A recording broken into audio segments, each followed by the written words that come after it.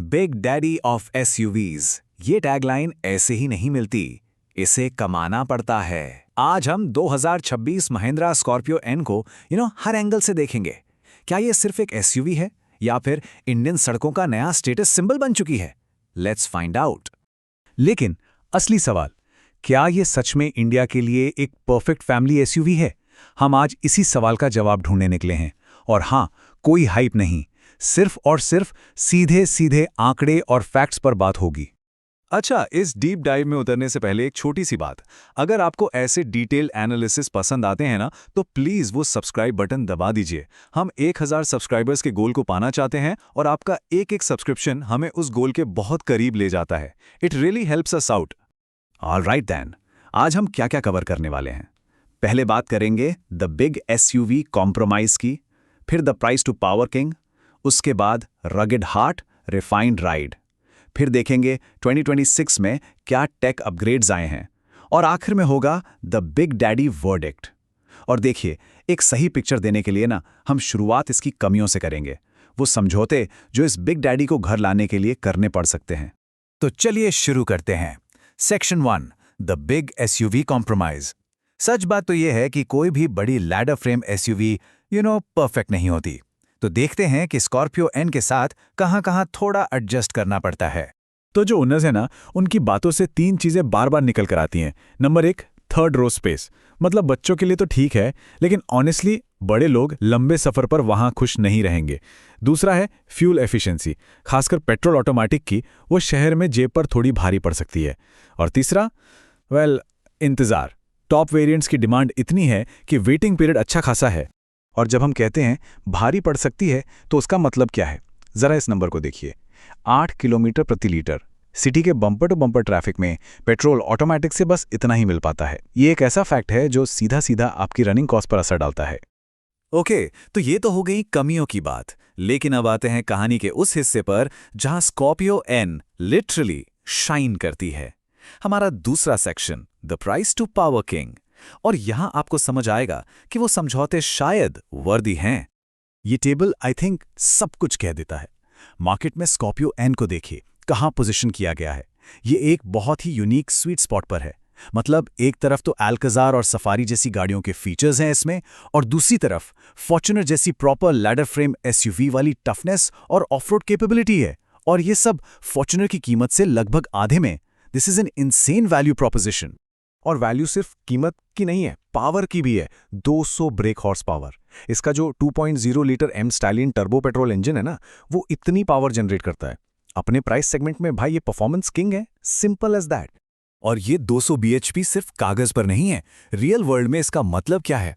मतलब ये कि ये इतनी बड़ी भारी भरकम एसयूवी सिर्फ 7.5 सेकंड्स में 0 से 100 की स्पीड पकड़ लेती है। अपने साइज के हिसाब say that is unbelievably quick. तो सवाल ये है कि महिंद्रा ने ये किया कैसे? पावर और वैल्यू का इतना जबरदस्त कॉम्बिनेशन। यही हमें लेकर आता है हमारे तीसरे सेक्शन पर, रगेड हार्ट रिफाइंड राइड। चलो इसकी इंजीनियरिंग में झांक कर देखते हैं जो इसे इसकी ड्यूअल पर्सनैलिटी देती है। इसकी ऑफ रोडिंग का जो दिल है ना, वो है इसका 4Explore intelligent 4WD system. Normal road पर ये एक efficient rear wheel drive SUV की तरह चलती है, लेकिन जैसे ही टेरेन बदलता है, चाहे बर्फ हो, कीचड़ हो या रेत, इसके पास अलग अलग मोड्स हैं जो इंटेलिजेंटली पावर और टॉर्क को कंट्रोल करके गाड़ी को आगे बढ़ाते रहते हैं। Pretty smart stuff. और सड़क पर आराम का क्या? असली जादू यहां होता है, Paintal link suspension with FDD। सुनने में भारी लगता है, पर आसान भाषा में ये एक ऐसा स्मार्ट सस्पेंशन है जो लैडर फ्रेम गाड़ियों वाली बोट जैसी फीलिंग, वो जो उछाल होता है ना, उसे लगभग खत्म कर देता है। और आपको एक सरप्राइजिंगली स्मूथ कार जैसी राइड मिलती है। और सबसे अच्छी बात क्या है कि महिंद्रा ने कस्टमर्स का फीडबैक सुना है। और यही हमें लेकर आता है हमारे चौथे सेक्शन पर, द 2026 टेक अपग्रेड। देखते हैं कि इस नए फेसलिफ्ट में वो कौन सी कमियां दूर की गईं जिसने इस पैकेज को और भी अनबीटेबल बना दिया है। और ये रहा वो अपग्रेड जिसका सबको इंतजार था। फाइनली पुराने सिंगल पेन सनरूफ को हटाकर अब इसमें आ गया है एक massive dual pan panoramic sunroof.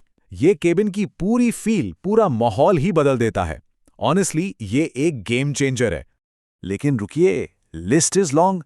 2026 model tech loaded है। सेफ्टी के लिए पूरा लेवल 2 ADAS स्वीट, पार्किंग के लिए 360 डिग्री कैमरा, कंफर्ट के लिए वेंटिलेटेड फ्रंट सीट्स और एंटरटेनमेंट एक बिल्कुल नया 10.25 इंच का स्क्रीन और 12 स्पीकर वाला सोनी 3D साउंड सिस्टम। ये वो सारी चीजें हैं जो लोग मांग रहे थे। ऑलराइट, अब वक्त आ गया है इन सब बातों को एक साथ लाने का। कमियां, खूबियां, पावर, टेक, सब कुछ। तो हमारा final section, the big daddy verdict. क्या स्कॉर्पियो एन सच में इस नाम को जस्टिफाई करती है? रोड प्रेजेंस की बात करें तो मुझे लगता है एक ओनर का ये कोट सब कुछ बता देता है। उन्होंने कहा, it commands immediate respect in traffic, a gangster like stance. मतलब ट्रैफिक में इसे देखते ही लोग रास्ता दे देते हैं। एक गैंगस्टर वाला रोब है। ये बात इसकी सड़क पर मौजूदगी को परफेक्टली डिस्क्राइब करती है। और सिर्फ फीलिंग्स नहीं, नंबर्स भी यही कहानी कहते हैं। ओनर्स ने इसे 5 में से 4.6 की जबरदस्त ओवरऑल रेटिंग दी है। और देखिए, सबसे ज्यादा पॉइंट्स कहाँ मिले हैं? रोड प्रेजेंस, परफॉर्मेंस और वैल्यू में। यह साफ दिखाता है कि ज्यादातर ओनर्स के लिए इसकी खूबियां इसकी कमियों से कहीं ज्यादा मायने रखती हैं। तो फाइनल वर्डिक्ट क्या है? देखिए, महिंद्रा स्कॉर्पियो एन अब सिर्फ एक बजट ऑप्शन नहीं है, ये अपने सेगमेंट में एक बेंचमार्क बन चुकी है। एक ऐसी गाड़ी जो आपको एक असली एसयूवी का एक्सपीरियंस देती है, मतलब लैडर फ्रेम चेसिस, 4WD, लेकिन अब ये उस मॉडर्न टेक्नोलॉजी से भी लैस है जो इसे कंपटीशन से मीलों आगे खड़ा कर देती है। तो मैं आपको एक आखिरी सवाल के साथ छोड़ के जाता हूं। अपनी रगिड इंजीनियरिंग और इस न्यू एज टेक के कॉम्बिनेशन के साथ क्या 2026 में स्कॉर्पियो एन एसयूवीज का अनडिस्प्यूटेड बेंचमार्क बन चुकी है? इस पर सोचिएगा जरूर।